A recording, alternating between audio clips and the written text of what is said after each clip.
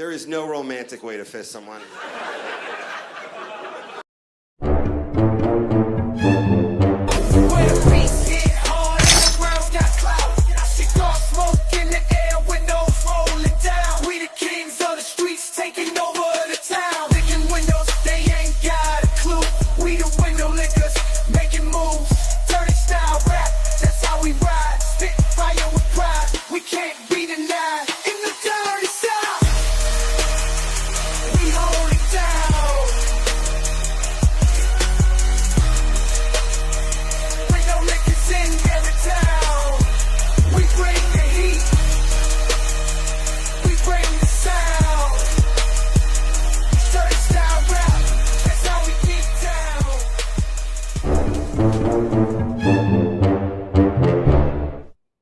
Welcome, crew, to another Monday night review show on a Tuesday with me and the Goblin himself, the Chaos Goblin himself, Kevin Kalloway. How are you doing, my friend? How goes Way it? better than last week, where I was basically couch ridden, couldn't talk. If I had a light on too bright, my head hurt. So sinuses are better. Yes, Nasal passages are clear. Good. Yes, fans. So Kevin, he got a hold of me as quick as possible and was letting me know. It was like 10 in the morning because I was just in and out of sleep. Just He was miserable. Like, hurts my head. Hurts my head to move. Yes. Hurts my head to think. I can go further than that. Oh, it was well, he's better. So it was a moment. We brought in Nick last week out of Nick Club Wrestling Happy Hour. Appreciate you, Nick, for standing in for me. Thank Yes, you so much. Great stand-in for the moment. It was fantastic, and it's great to know that we have friends out there who do what we do, who are willing to help out IYH when things happen, because we all know no one wants me on business here is all about connections, brother. Exactly. The connections, that's all this business is about. Let's go off of that, because connections are going to be made here in March. Kevin Kalloway, we had an official announcement over the weekend. Updates. We have one of the greatest to ever be in a ring. He is the man. He is the greatest. He is the Great Muda is going to be at the Squared Circle Expo. That's really cool. That is so cool. That's really cool, though. Like, I hope we get pictures with him. I hope there's a chance we get to ask him some questions. Dude, I'll take a crisp high five or a glance. Oh, yeah, exactly. Maybe he comes to our table and touches our merch, and then we don't sell that piece. Perfect. Because now that's ours. Yeah, exactly. That's all. We'll have to get him in touch multiple pieces for the amount of people. Yeah. But not only that, but we had a release of somebody who's going to be there, and let's just say, when you see her, good chance her husband's gonna follow. Scarlett has been announced. So that can we assume on this one, Kevin? I have seen Scarlett, just based on the promotions that I've privy to. I have seen Scarlett take bookings without Karrion Kross. Ooh. So it's possible. Mm. That being said, I feel it's unlikely, only because this is a convention kind of thing as well. Yeah. It's not a wrestling booking where she can come in and then leave after she does her thing. A convention is very much, they're going to want to look at like package deals, how to get the most people there. And I would near guarantee you that when Karrion Kross and Scarlett are discussing rate for coming in for a convention like that, they're going to give you a deal if you book both of them. So I think it's highly likely that Karrion Kross is there, but I can never say guaranteed in this business. True. This business has a record of winning when it comes to knocking out the guarantee that you just laid out. Yeah. Well, guarantee this person's going to return, and then it's someone totally different. Exactly. Yeah, exactly. Big guarantee there, brother. Okay, so going on more, Kevin, is there anybody else that you've seen announced that you're looking forward to seeing because of the world you live in. You're a professional wrestler. You also help produce shows. You help put them together. You help do everything. So I'm kind of interested in your fandom on all the people that have been announced so far. So I personally know Jake Oman, and he's the heavyweight champ for Squared Circle Expo. So when the wrestling happens there, he'll be the heavyweight champ. I personally know him. One of the best Midwest guys in general. One of those like guys that's been looked at by WWE but never taken up. And it's kind of a travesty that he hasn't, because he is so good and he has such a good mind for everything in this business and everything that is professional wrestling. So I'll be very excited to see him there and give him a crisp high five with whatever time he has. As a fandom kind of thing, I haven't looked at this list for a while, so I might be going back a little bit. But Diamond Dallas Page is someone I would be excited to see and talk to. You and me both, brother. Huge. Someone else, and this is more of the like running shows and more of the back thing, actually, than I like him as a performer, don't get me wrong, but I actually think I would love to pick his brain about other things, is Al Snow. Oh, yeah. Because of his connections with OVW and how long he had, run that before other companies came in and took over and did more things there. I'm scrolling through. Matt Cardona would be a really fun one to talk to. I would love to talk to Matt Cardona. I've actually taken a seminar with Billy Gunn, one of the few seminars I've actually done, because I have a philosophy about seminars that's different from a lot of people. Okay. But that's my own stuff. But I took a Billy Gunn seminar once, and I'm not usually big on seminars, but I took that one, and I was very happy to have taken it because he gave me a lot of good knowledge about in-ring stuff that I was able to take out, which I can't always say about every seminar ever that I've heard about. So I'd love to pick his brain even ever so slightly again. Yeah. And then like you got your other huge names that are going to be there. Like Shark Boy's fun. Yeah, Shark Boys are going to be fun. I'm looking forward to seeing them. Crazy Steve has a very, very underrated mind for the business, especially since he's legally blind. So he has to learn through a lot of other things. That's interesting. That would be a good discussion to have. Trish Stratus legend, Lita legend. Like there's so many of those there too that like any words with them would be amazing. 100%. And for those two guys, if you're looking to go to the show and let's say those are the only two people you truly want to meet, they are Saturday only. So their bookings will only be a Saturday. That's Trish and Lita. There's quite a few of them like that, I think. Yeah. But I don't have a full list in front of me, so I don't want to misspeak. Yeah, there's a handful of them that are going to be single day, but a majority, like DDP also, he's only going to be Saturday. Everybody, a good majority of everybody else, though, really seems like it's going to be both nights. They're going to be there. Sonny Ono got announced over the weekend. I'm a huge fan of guys who did the manager stuff and had to, for me as a fan, the manager kind of has to do a little extra work because they are not in there doing the fun things that draw us, the hits, the slams, all that. They're out there trying to, like Paul Heyman. Come on, tell me you're not entertained with Paul Heyman every time he steps out. Every time.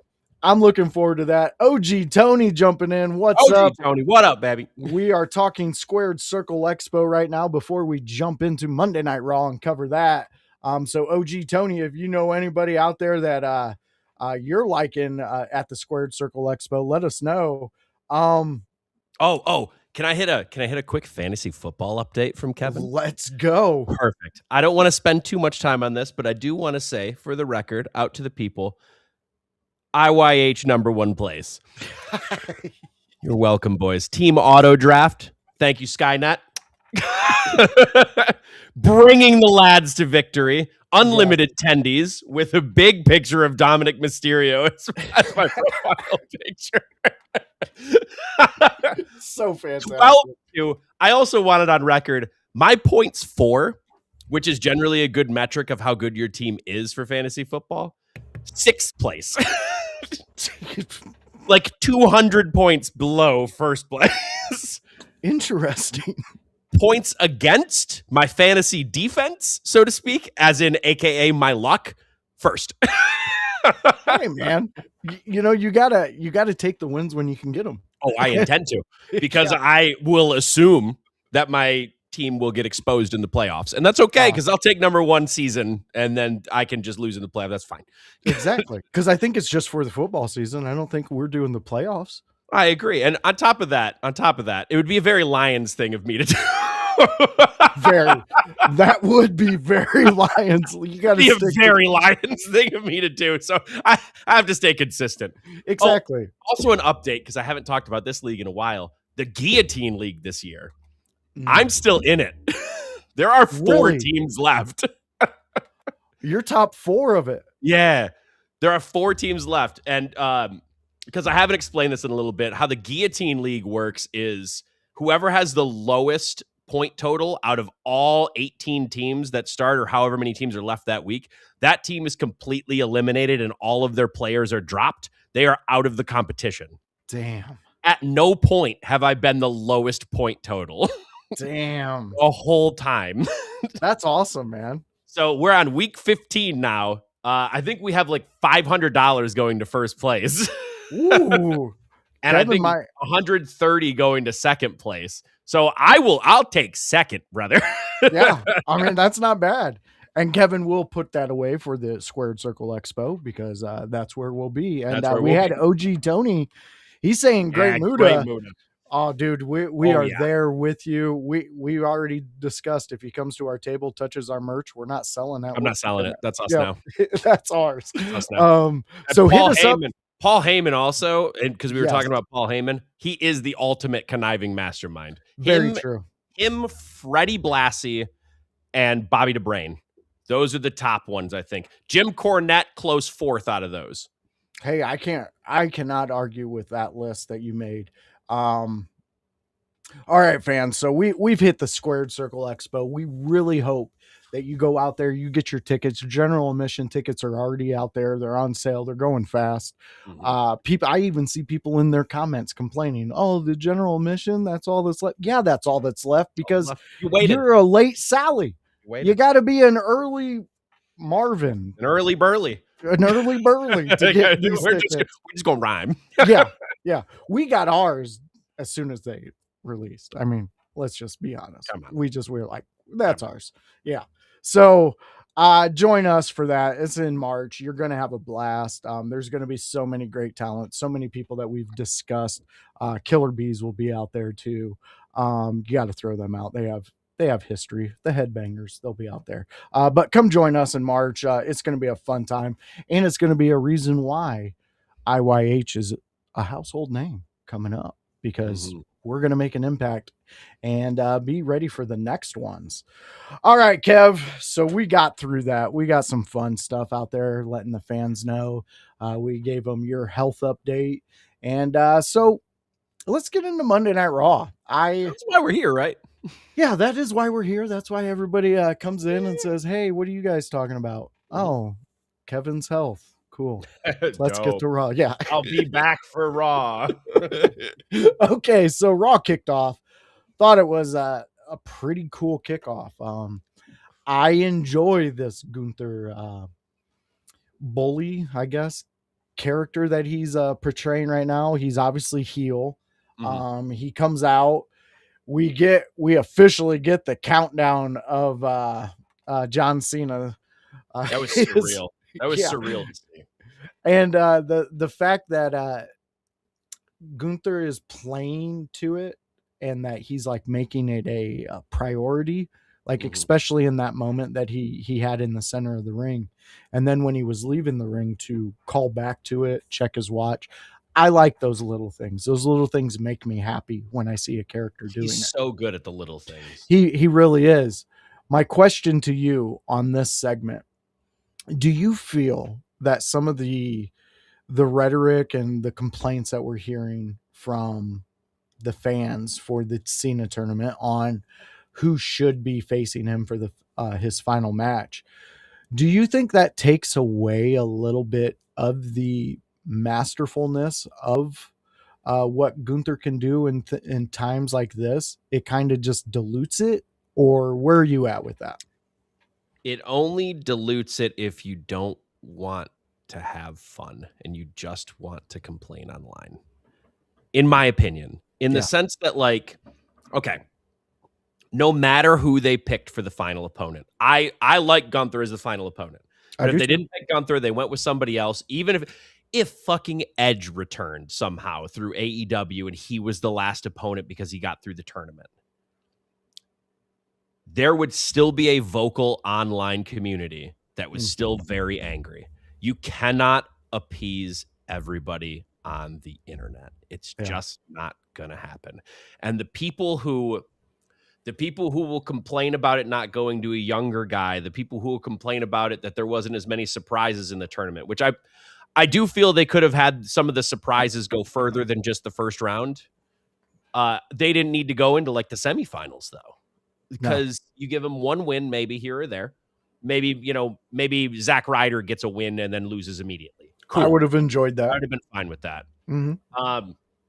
Anything along those lines, I think you could have done more with the tournament, the first parts of the tournament itself. So I'll agree with those. Yeah. That being said, when it comes to the final match, you want someone that you have something behind. So you have some stock in them that if they're going to retire Cena, they're going to be around for a long time and they're going to be able to use that momentum. Young guys aren't always reliable on that front because young guys can get hurt.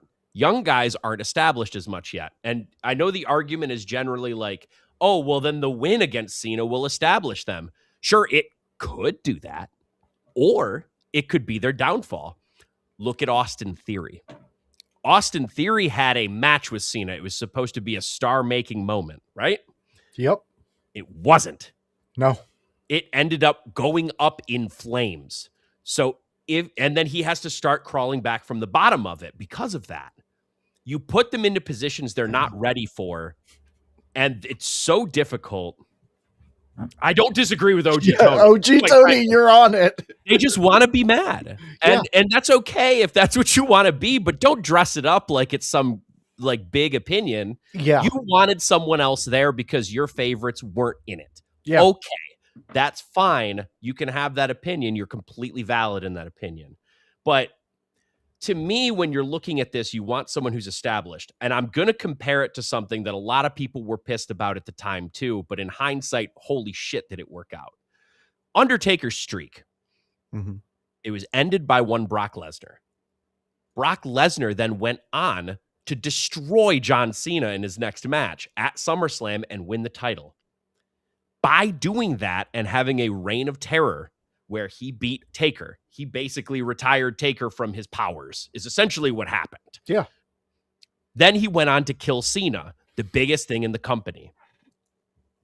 He then was the ultimate final boss to this day in WWE. You beat Brock Lesnar, you're a star. It wasn't that way prior. No. So you used that streak so that you could make a new person to beat. And then that gave rise to Roman Reigns. What did Roman Reigns do with that? I'll tell you, he went on a 5-year WWE title run and he became the new final boss of WWE.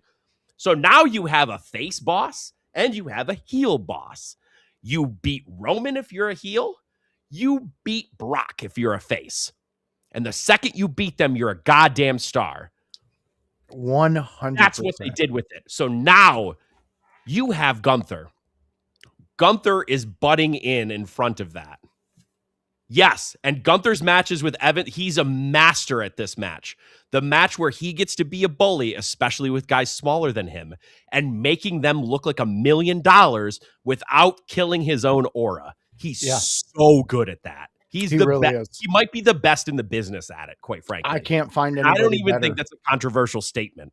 It's not. It's really not. And it speaks to his work ethic and what he views the business as. Mm-hmm. That's what I respect about Brock. All the other things, that's not for me to decide. It's for the me. courts. Yeah. It's for the courts to decide. And I get it.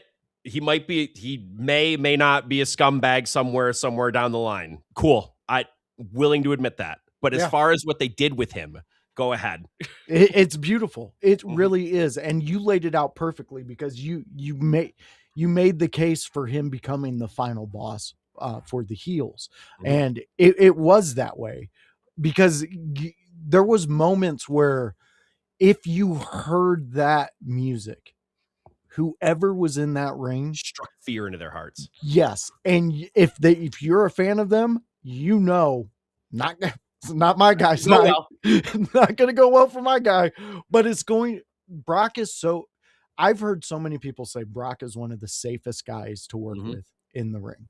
And for him to do that, and for like what OG Tony said, to elevate Carmelo, using Gunther in that, because Gunther's going to be that next monster. He's the next final boss, is what they're setting him up for. He's got to be. He just retired Goldberg. Think if he can retire WCW's biggest legend and WWE's biggest legend in the same year. Yes, exactly. That automatically, in the world we play in the world that we get rid of all reality, and we're focused into the story you're telling us. Beautiful storytelling. Beautiful storytelling. I'm a fan of it. I want it, because Gunther is that. He is the legend killer. He is the monster. He is the guy that you need to worry about when you hear his music hit and your favorite man or woman sometimes is standing in that ring, because Gunther is the monster that they are trying to create.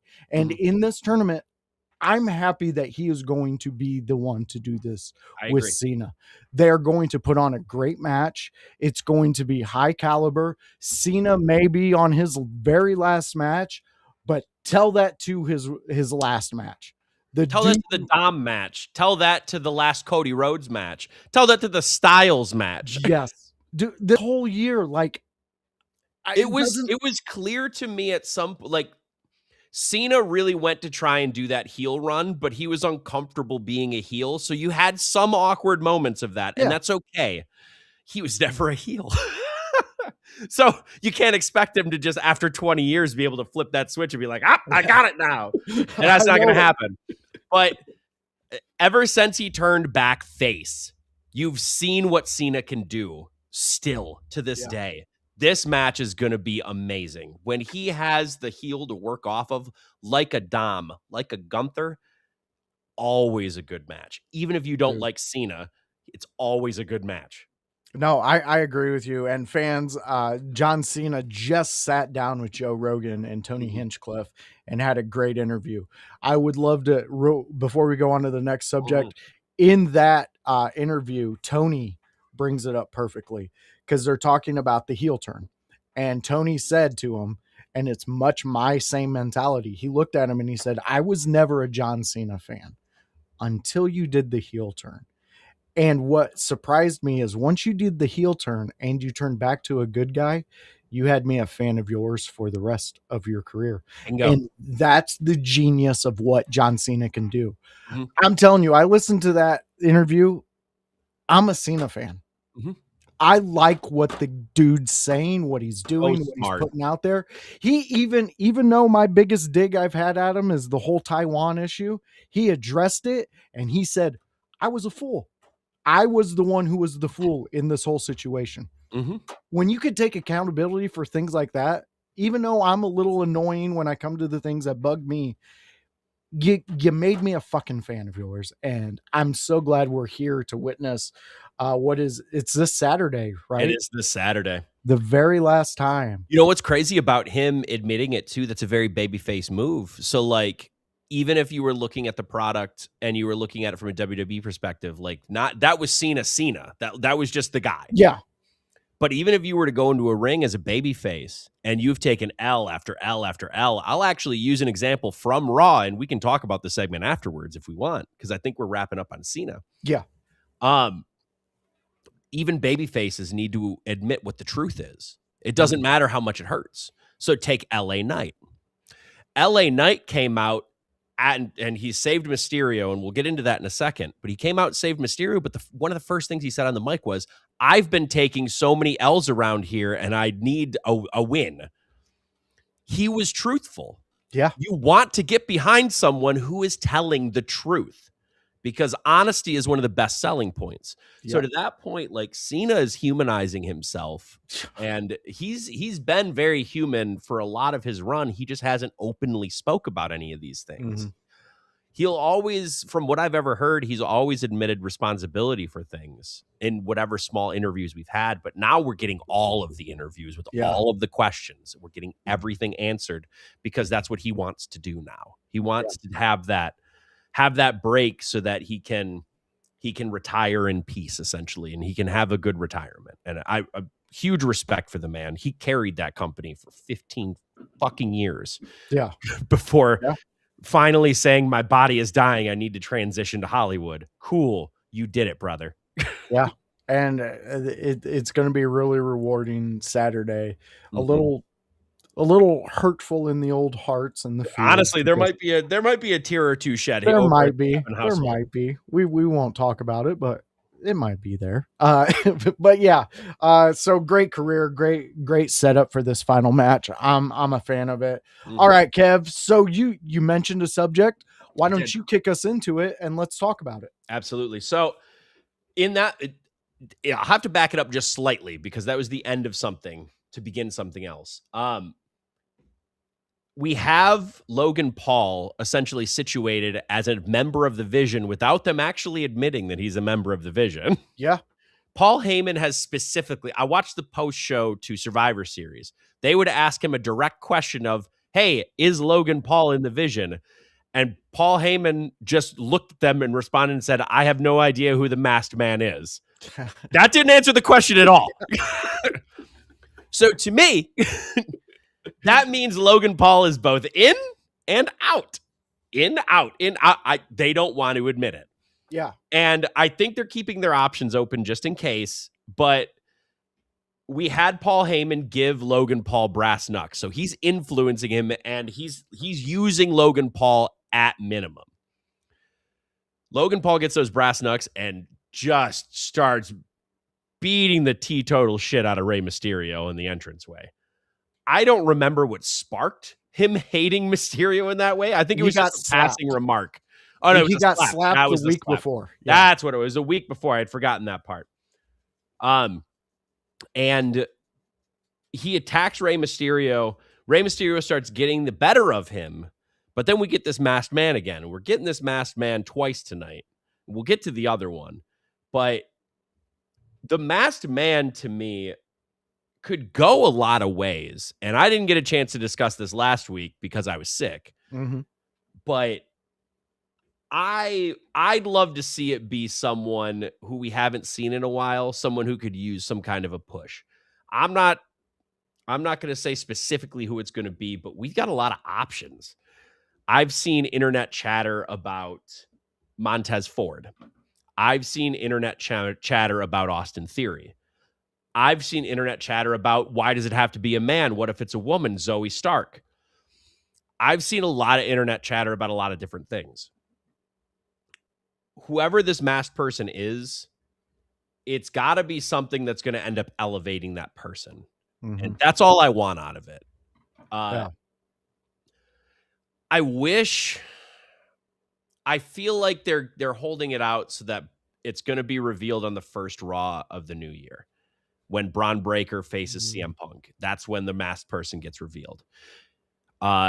It could be in a scenario where Punk reveals the masked person. That's where and then loses the title. That's where I was at. I think that would make a lot of sense. Honestly, I think you could do it in a way where it doesn't cost him the title. You could do a DQ. I think it's more impactful if it does cost him the title, though, especially in Braun Breaker's first world title match. I don't think it necessarily, I'm not on the internet sense of like, oh, if he beats him flat, it just kills Braun Breaker. No, it doesn't. It does not kill Braun Breaker. Braun Breaker is still an absolute animal. So hold. Pump the brakes, So fans. pump the brakes. That being said, I do feel it's a large opportunity to elevate Braun Breaker to feel like a bigger deal than he already is if he can beat CM Punk. No, and I agree with you. And I you think can give CM Punk an out by having the masked person cost him. True. And that's a perfect play in the world of CM Punk. And the story that he's built for all these years. It's him getting screwed over again, him losing something because of nothing he was involved with. There was a masked man, and let's play in that masked man world, because did you notice the different sizes of all the masked men we've seen? You said there's only one person. Yeah. That kind of makes me wonder, what's that NXT group? Dark State. I hope it's not them. I don't think it's Dark State. I'm gonna be honest. I don't think it's Dark State. I don't think they're. Okay. I don't think this is not me trying to disparage. This is not me trying to. I'm about to say the same thing. Okay. This is not. But I'm disclaimering it. Yeah, this is not me trying to. This is not me trying to disparage someone in a higher company who makes more money than me. Yes. Okay. Now that I've got that out there, I don't think they've been in a position in NXT that it would make sense. So I don't think they're ready, like, let alone work in the ring, which it's all subjective in that front, as long as they're safe. But they're not in a position where they would be a large reveal. So if you took off masks and it was all of Dark State, people in the crowd would say, it would be that Snoop Dogg meme, and they'd say, who? Yeah.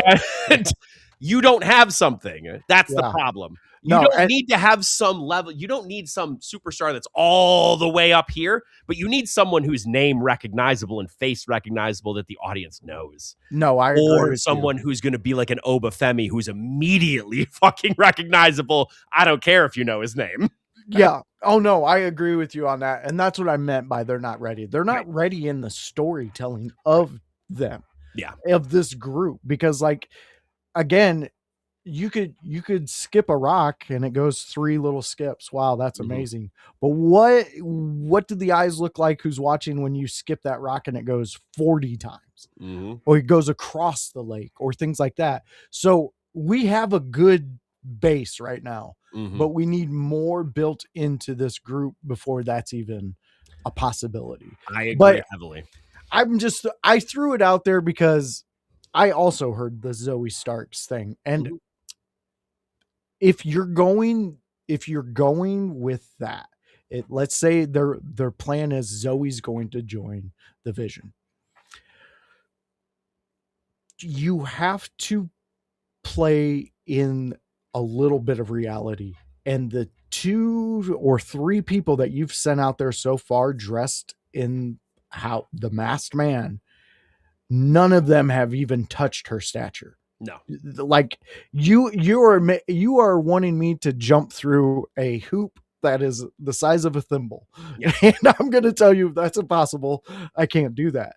But I would not be opposed to it if they actually set, like, let's say she's still got a little rehab and they have to send somebody out there. Like, that's what I'm expecting this to be.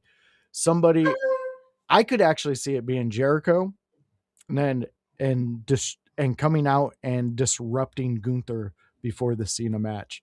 So I think it's going to stick closely to the people that Seth Rollins has affected.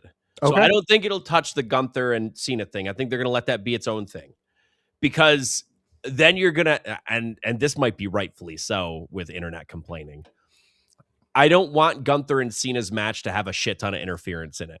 You want it to be straight up. I want just straight up. I don't care how they end up ending it. Cena could fucking pin Gunther. It won't matter. Yeah. Gunther is going to get a good rub out of just having Cena's last match. I think it's better if Gunther wins, but that doesn't mean that they can't find a way otherwise. True. That being said, how they've centered around this masked person is that they are Seth Rollins. So I don't think there's a reason for Seth Rollins, even in that kayfabe of Seth Rollins, to just go interrupt Gunther and Cena. They're trying to tease that it's Rollins even when everyone knows it's not Rollins. So they're going to keep him close to who Seth Rollins was affiliated with, either as enemies or allies. That'd be your Braun Breakers, Bronson Reeds, Roman Reigns. That'll be LA Knight. That'll be CM Punk. That'll be anyone who Seth Rollins was fucking with. Rey Mysterio. It's going to stay nearer to that and closer to that chest. All of that to say, I think we get it against Punk, not against someone else. Okay. That's where the reveal comes in. Punk is integral to this story and this reveal, because Punk is going to be essentially the masked manhunter. I don't think it's going to be Zoe Stark for that reason. I also think when you're looking at the dichotomy of a wrestling group and you're building a group up, generally what you look at is who is your singles guy, who are your tag team guys, and then you start looking at women to add. I don't think you want to keep Braun and Braun as the tag team. You want Braun Breaker to be the heavyweight singles guy. So that would leave Bronson Reed, and we don't have an official thing for Logan Paul, so I can't say that Logan Paul's in. Because I can't say Logan Paul is in, I would assume the next one is going to be male. And if I'm assuming it's going to be male, that would rule out Zoe Stark. True. Now, those are a lot of assumptions to make, and I'm willing to admit that. But that's generally how groups are built. They add the female part of it last. Yeah. Even like Judgment Day was that way when Edge was creating it. Oh, yeah, I did. I totally forgot about that. Yeah, Edge, you're right. then Damian Priest, then Rhea. Yeah. Then when Finn was about to come in, they kicked out Edge. So now they already have the female in. Now it's already established, but it was the last person that Edge added to the group. Yeah. Huh. Well, fans, guess what? We got breaking news. House just dropped in the IYH chat. Killer Cross has been announced. There it is. For the Squared Circle Expo. So our assumption was good. Killer Cross will be there. They got that deal. Yeah, they got that deal. Kevin called it. This is why you guys tune in. We have some of the best minds in this business. But yeah, I'm excited for that. I'm excited for where we're at with the idea of who this masked man is. What are we getting it from? And I love where you're at with it because you're saying things that make sense. You're speaking truths. It only makes sense that they center this around CM Punk. And then you get that extra adage of the CM Punk becoming the masked man hunter. I like that. I want that. That reminds me of Stone Cold back in the day. Who the fuck ran me over? Let's find him. I love this. Keep me invested in this because it could ultimately lead to one of my favorite matches that has ever happened. The 6-pack Hell in a Cell challenge. I love that match. Put it in my veins. Exactly. I want all the biggest names. I want them in a Hell in a Cell, and I want to see some fun. I'm still dreaming of the day they bring back the Survivor Series Classic 5-on-5 match because I need a War Games break at this point. I just do. That has been in the circles that we speak to outside of IYH, that and in IYH, that is the biggest thing going. Everybody we know, everybody we talk to, War Games fatigue. We're ready for the Survivor Series original. Give it to us 5-on-5. That's where we fell in love with it, and that's where we want to be. So let's jump to that. Let's really jump into something before we wrap up. And I want to say this match between Io and Kyrie. Oh, give me more. Yeah. I want more of them. And here's the thing that also with it. I want more Rhea and Asuka against each other. I love all 4 of these women and what they are doing inside a ring. Their tag match is going to be great. The tag match is going to be phenomenal. This is going to be one of the top tag matches. Screw the titles, men or women. It's going to be one of the top tag matches in history. I love the energy all 4 of these women are putting into this story, into this feud. The fact that Rhea can play, she can play Shaq O'Neal right now. in the story that she's in. And the opponent she's going against works so well playing off a big opponent that I'm hooked. I want more. I need more. This Io herself. I mean, she's going to be a first round Hall of Famer. Like, Io blows me away every match I see with her. Kevin, I need to get your only getting insight. better. Only getting somehow. better. She's only getting better somehow. Yeah. And because I didn't think it could be. It's not just in ring. It's her presence. It's her coming down. It's her acting off of somebody. It's her keeping me engaged. So that's what I think has really improved with her over the last, Yes. I want to say 1 to 2 years. Okay. Ever since the Bailey feud. Oh, and this wasn't this Mania, but the last Mania, I think, if I have my timelines correct. It might even be further back. But Io, when she went heel, she started working on her mannerisms and her little things. We talked about them when it came to Gunther. Yeah. Io has been working working her ass off at the same thing. Her little things, her English, how they're portraying her has changed because now she can speak Japanese when she's angry, and then she'll speak English when she isn't. That's part of the booking decisions too, in the sense that if you try and just push her into, hey, you only can speak English, it's not going to come off as well. But if you can do an amalgamation of them and you go, all right, Io, here's what's going to happen. We need you to speak in English for a little bit so that we can get it across to the mostly American audience who speak English. Cool.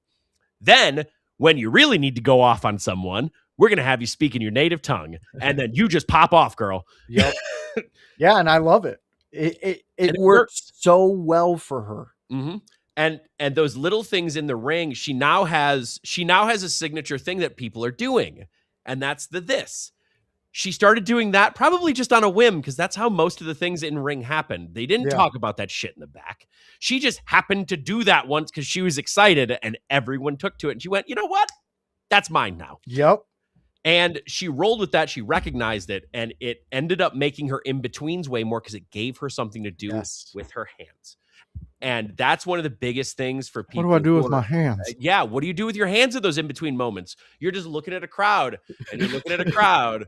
What do I do with my hands? How do I get them going? Oh no. Oh shit. I got to get to the next thing. That's what happens to people though. They're in there. They're on center stage and they don't know what to do. What do I do with my hands? How do I move my hands? And it just becomes such a vice for some people who are workers, for performers in general.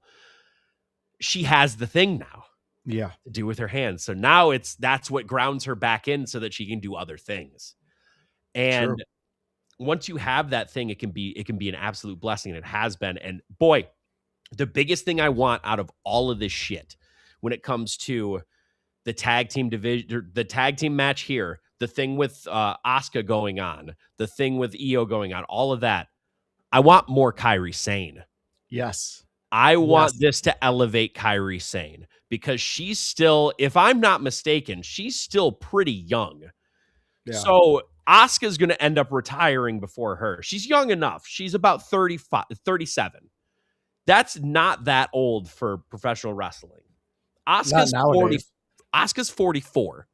Really? So Asuka's going to end up, Asuka feels ageless, but she's 44.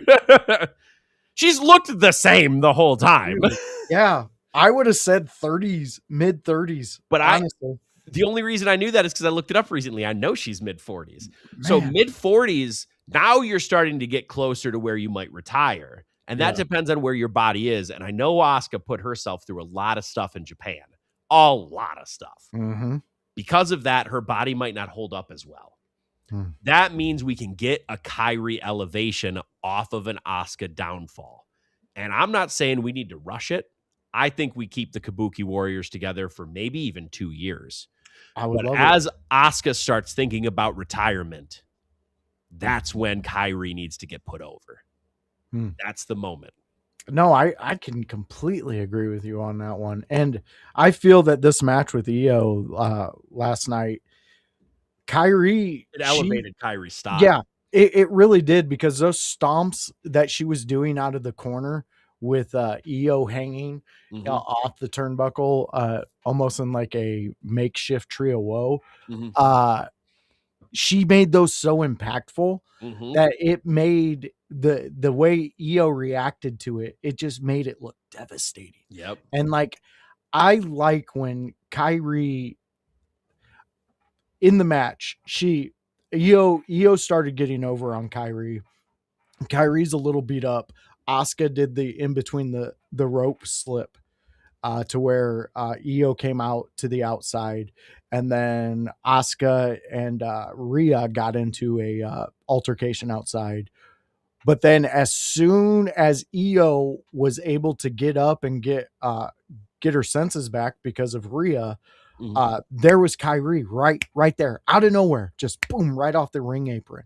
The bridging German suplex she took from Io on the edge of the ring was fucking awesome. Like, she took that, and I I was like, oh shit, she's hurt. But no, she wasn't. She was perfectly fine. And Io held the pose, bridging. Mhm. Like, to me, I don't know how close to traditional Japanese professional wrestling that match was, It was but close-ish. About as close as American wrestling gets, I would yes, say. I know there's more pageantry with the Japanese I'll wrestling. There's send you a recent match and you can compare it. okay, It's great. I'll send the name because I just watched it myself. It's from Stardom, and it was I might butcher these names. Um, but Saya Kitatani versus Tam Nakano. Okay, I'll send it to you because I just watched it and you can yeah, compare the two. But I just watched that one and saw this one. It's not the same, but it's probably as close that we're going to get as American audiences with an American wrestling company. okay, good. Yeah, and I'm gonna watch that because I really want to know like how close it is to it, because I love all of that. I love a good C4 match. I Mhm. love a good just regular straight up Japanese wrestling match, because they do something with their characters that American wrestlers do not. Mhm. And it's almost taking your character, your concept and everything, and then making it a real life comic. Yep. Like, and that's it. You're doing things over the top, everything. Like even the EO, just the pointing to the head. You had that in the middle of the match where Kyrie looks at EO and does like this weird face and does the pointing to her. In their heritage, that means something way more than what it means here. Mhm. And you could see it on EO's face because she's just like, bitch, I'm about to get you. So Yeah. you keep playing these games. But I love the way the Japanese wrestlers, Asian wrestlers overall, they take that time to make that character uh beyond reality, over the top, You everything that you could In want. my opinion, what they do very different than America, because America, they do like, we'll think of like the WrestleMania entrance, right? We'll think of just like, oh, that's when they bring out the big stuff. Otherwise, they have to week just come out just randomly. True. I think Japan does a better job because they're not wrestling week to week to week. Their entrances always are bigger. So your establishment of that as a superstar is much larger. They Yeah. feel like a big deal every time they come out, as opposed to they feel like a big deal during WrestleMania. Gotcha. That makes sense. No, it does. It really does. It's what we talked about before, saving some back, Mhm. because the payoff's going to be way much better Bingo. when people are like, come on, Mhm. why? Yeah. All right, Kev. So real quick, we got 10 minutes before we slide off. Is there anything else that you want to hit from this Ooh. last Raw? I'll hit some rapid opinions real quick. Let's go. We'll do a lightning round. We'll make it quick. Hopefully we can get like 30 seconds each on each. Raquel Rodriguez, potential women's world champion. I'm in. Let's go. Give Let's it to go. me. Yep. I'll hold on. I got an impression. Hold on. Anyone who knows Resident Evil 4, they know the merchant. I'll buy it at a high price. Beautiful. Love it. I'm there with you. Sign me up. I'm with you on that one. I just want to see that match. Next one. Dragon Lee and AJ Styles. I love them as tag champions. I do too. Holy fuck. Also, I'm a big fan of the Usos reuniting because I think both of them weren't really doing things, and Jay's singles run was fizzling out. He needs something else. Let's put him back in the tag division. Let's kill it. Another thing with AJ Styles and Dragon Lee, though, they announced a match for Saturday, and I'm so hyped for it. Javon Evans and Leon Slater versus Dragon Lee and AJ Styles. Put it in both of my veins. Oh my God. You're ODing off of that, man. I'm going to OD off of that match. Send your flowers to IYH for Kevin. Yeah. Send condolences, thoughts, and prayers. Because I'm so ready for that match. Yeah. I'm really ready for the card in general because I want to see Oba and Cody Rhodes. I want to see Sol Ruka and Bailey, and I want to see that tag match. Yeah. And that's not even talking about the Cena's last match. Exactly. It's a whole card of bangers to me, and it's a very exciting time. This is what Saturday Night Main Event should be every fucking time you do it. I'm saying. You're giving us too many of these other matches that could be PLE matches and just half cooking them. Just give us some NXT, give us some exhibition matches, and then you have one main event. It's Saturday night's main event, not Saturday night's, okay, well, we got 3 matches to fill, so let's do that. Yeah. No. Give us some other stuff. Give us just different shit. Dude, not whatever else you're giving us. I'm there. Oh God, I had one more. Oh, okay. We've been harsh on her before. Okay. But we've also sung her praises. And I'm loving the promos that I'm seeing now. Maxine Dupree. We've criticized. We've questioned. She proved us wrong. We ate those words. And now they're presenting her in a light that makes me want to care. And I swear to God, Maxine Dupree in like 2 to 3 years might be one of the most over faces they have. Yeah. Yeah. Dude, you are speaking 100%. This is the moments where I miss Annie the most because I so want her insight. She sent it to me today. Hold on. I might be able to proxy this. I might be able to proxy this. Okay. Annie shared it on her page, I think. Yeah, she did. Because she was real high on it. Yeah. She said, this is amazing. She sent it to me in a private message, and I'm comfortable sharing this as long as I can find it because we talk a lot. We have so many conversations. Yeah. So she sent it to me in all capitals and said, this is fucking awesome. I don't know how to perfectly articulate what it means to her to see it, but I can tell you, like, this is big if Annie's reacting that big because she wasn't high on Maxine until after the Becky matches either. Mm-hmm. So if we can build up Maxine, I'll die on the hill that in 2 to 3 years, she could be one of the more over faces we have in the entire company, let alone the women's division. Yeah. And if they handle it with care and she keeps working and she keeps improving like she has been, I'm not saying she's going to be some kind of ring general in 2 to 3 years because I don't expect that. I'm not expecting miracle work. Mm-hmm. But she could be an overface that can be led to a match, that can help with a match, who knows herself, and then she can keep going. Because this time last year, we were all wondering why she had a job. Now she's proving us wrong. And we love that. I love to be proven wrong in this business. I'll say that on record every single time. Please prove me wrong. Yeah. Please. And that's what we ultimately want from the people we critique and we give our opinions on. I'm waiting. I am literally waiting for Ivy Nile to get her shit together when it comes to her own character. Yep. I still have the sticky note. There we go. See, we still got time. And I'm telling you, as of right now, it does not look good for the person who is great. I mean, only because they're not on TV and like they just seem to be lost without Chad Gable there. And there's no like, and that's not just Ivy Nile either. That's the Creed brothers too. And that is depressing because that was a good tag team to have.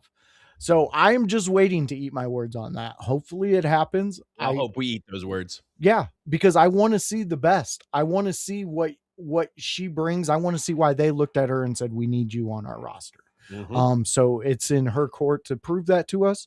Ball's in her court. So we'll keep doing what we do. But speaking of what we do, Kevin Kalloway, before we get out of here, where can the fans find you and all that you're doing? So you can always follow me at Kevin Kalloway on Facebook, Kalloway Kevin on Instagram. I try and post as much as possible. I might be starting a new venture where I'm running more shows. I guess I'll be a promoter now. More updates to come on that. I never realized I would be this in a business, but here we are. I guess people keep pulling me back into things, boys. People just say like, hey, you're good at this. We need your help. And I go, fuck, I am, aren't I? Yeah. That's not the self-fellatio. It's literally people knocking down my own door to do it. Yeah. Shit. All right, I guess. You can also find me next week. New Edge Pro Wrestling. I defend that elevation title. It is another open challenge. Prove me wrong challenge. We're going to see who steps up and who falls down, because I'm pretty sure at this point, I might just retire with this title. Oh, those are big words to all the competitors out there who might want to step up and try to prove They should probably prove me wrong better then. Yeah, that's all you got to do. You prove him wrong. It's in the title. That's all you got to do. Literally the name of the challenge. I love it, Kevin. Yeah, can't wait to hear the updates on that. We'll catch it with you because, well, you're a co-host here. Yeah. So you'll be here every week. You're here. For me, unless I'm sick. Exactly. Sickness will take him out. Yeah. But it's got to be a pretty gnarly sinus infection. Listen, I like you, voice, but it's not a marriage. It's not in sickness and health. It's a sickness very much is going to keep me away. Totally get it. Totally get it. As for me, fans, if you enjoyed what you've seen here, you can come back every Tuesday night for the Monday night review with Kevin Kalloway, the Chaos Goblin, and me, Joshua Joseph, the voice. And we do what you just seen. We're usually aiming for a 6 p.m. start time, but it can range from 6 to 6:30. So just stay in there. Like, subscribe to us, and you'll have all the notifications. Outside of that, we jump into tomorrow night. Tomorrow night is the official first Wednesday of the ECW Watch Along. Me and House have moved the dates around, and you'll see why. But ECW is now on a Wednesday. That's where me and House are going to get bloody, violent, and fiery with ECW. This coming up one tomorrow is going to be highlighting Mikey Whipwreck and Tajiri, but not as a tag team, as enemies in a fatal 4 that happened in, I believe, 2000s. It was a heat wave, I believe. You can come and join and see who's in that match and see what destruction. Mikey Whipwreck, one of my favorites. Mikey likes it. He really likes it. Come join us. It's ECW Watch Along. It's a Wednesday. It's 6 p.m. It's me and House, and you'll have fun. Outside of that, this is the reason why we had to move ECW. We're starting a new venture on Thursday. It's the Dynamite review. Yeah, we're going to be reviewing AEW Dynamite. Me and House, we're stepping into the AEW ring, and we're saying, we told you guys to give us something that we're going to like. You gave us blood and guts. Here we are. And on top of that, House has credentials. Hey, can I just pop in for just a second? Do it. You never know when Kevin might celeb shot that, because he started watching Dynamite too. We love it. And that's what you guys should love. You should love the fact that we are always putting out shows, and you never know who's going to be on it to talk about what we're talking about. You guys are out there watching it. We're watching it. We're going to give you every bit of information we can for the AEW review. And that, again, 6 p.m. on a Thursday. Outside of that, I started a new venture on Monday with Nick. He was the guy who was co-hosting because Kevin was sick. He helped out. We're doing a Mount Rushmore show in which this is the concept. Me and Nick, we have our 4, whatever the subject may be. The very first one we did was yesterday, and it was top male wrestlers. We gave our Mount Rushmore. I had Sabu. I had Harley Race. I had Ron Simmons, and I had, well, you're going to have to go and check it out and see what my 4th was. Yeah, I can't give you everything. That's silly. But then we give you a call-in episode side to the episode, in which at the end of it, you can call in and give us your Mount Rushmores. It's not only wrestling. We're going to be hitting all the subjects that make us happy and give us entertainment. So come join us. That is Monday, 6 p.m. for the Mount Rushmore 4 show. Sunday house party is always a go. Join us. It's usually around noon on a Sunday. That's where anybody of IYH who wants to be a part of it can jump in, and we talk wrestling for that week. So fans, all I'm saying to you is we got a lot fucking going on here at IYH, and it ain't stopping soon. Yes, are there some people who take breaks and some people who have to take their schedule down? Obviously, it's the wintertime. People have lives. This isn't the life. This is just something fun we do. Showbiz! Exactly. Showbiz, baby. And we're about it. March. Come be a part of the live shit that we do at the Squared Circle Expo. I'm telling you, if you're a fan of what you see weekly through your computer screen, come be live with us. This is going to be the second show IYH has done live. The first one was a Survivor Series. It was epic. It was fun. We had a great time. This one's a convention, and it's a 2-day convention. So come join us. Go check out the Squared Circle Expo. Go buy your tickets. Get everything going, and stop in at Brainbuster Tees. Type in IYH and see what's up there.